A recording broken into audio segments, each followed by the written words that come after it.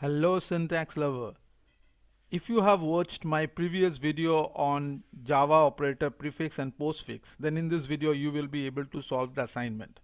So let's move to the program directly.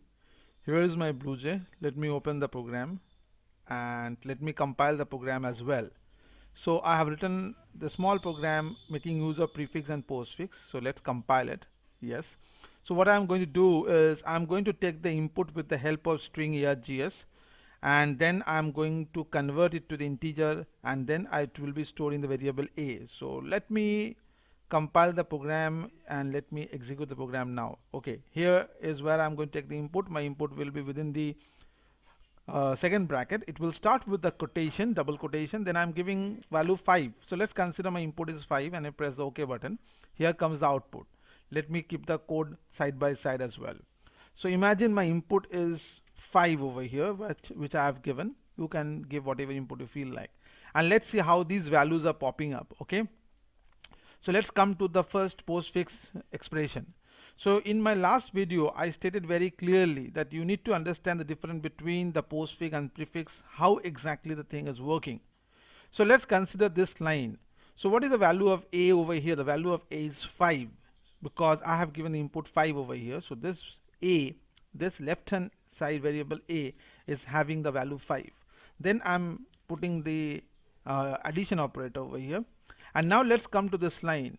Even though this is a postfix statement, and you remember that this postfix statement, the value will be incremented, but it will also retain the old value. The change will be applicable when we move to the next statement. Okay, so right over here we don't have the incremented value. We will still have the value 5 as it was there in this variable. So the change will not be reflected right over here.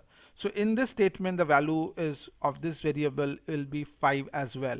So 5 plus 5 will be 10, and that is what you are going to see right over here. So the 10 is coming, and that's the output you are getting over here. So now let's move this particular statement and let's see what I have done over here. I have just shifted this variable from left to right, and that has done a big difference. So what I'm doing again, I'm taking a fresh value of the same input of 5 which the user has given, because the previous value I don't want it to be reflected since the value of a got changed over here. So I want to get back to the previous value 5. Okay, now let's come to the statement again. Okay, again you have to understand this flow of execution. Since it's a postfix, so the increment will not be reflected immediately in this line. It will be still holding the previous value. For better understanding, I will tell you, please go and check my last video on Java operator, where this whole concept has been very simply clarified. But this is an assignment exercise, and we have to understand how this is now going to work in detail. In fact, I will be coming up more exercises on this kind of programs, so that you know how the flow of action taking place, and it has to be done by taking input from the user. Okay, not just in pen and papers. So over here what is happening, it's still retaining the previous value of a, which is 5, as given over here. So over here the value of a is 5. The change will be applicable the moment you move to the next statement. The next statement is this part. So once you come to this variable, now it is no longer 5, rather you are getting to the value 6. So remember, in case of postfix, when you are performing an operation, you will retain the previous value. The change will be reflected the moment you move to the next statement or the next part of the statement. So here it is getting 6, and as a result 5 plus 6 is what you are getting the output as 11 over here. So that's the reason you are getting this 11 right output over here. So these were the two postfix examples. Now let's move to the prefix. Okay, further details can be, a further extension can be made over here, which I will do in upcoming videos. I want to make the exercises part by part so that you can easily go for the dry run when you are attending your exam. Okay, so again I am taking a fresh value of a, which is my 5 over here. So let me put the command line 5. This is a very good practice of putting a command line while you write your program. Okay, you should do that in your exercise copy also. So over here now what it is, still the value of a, which you have given 5 over here, will be 5 over here. That's really good.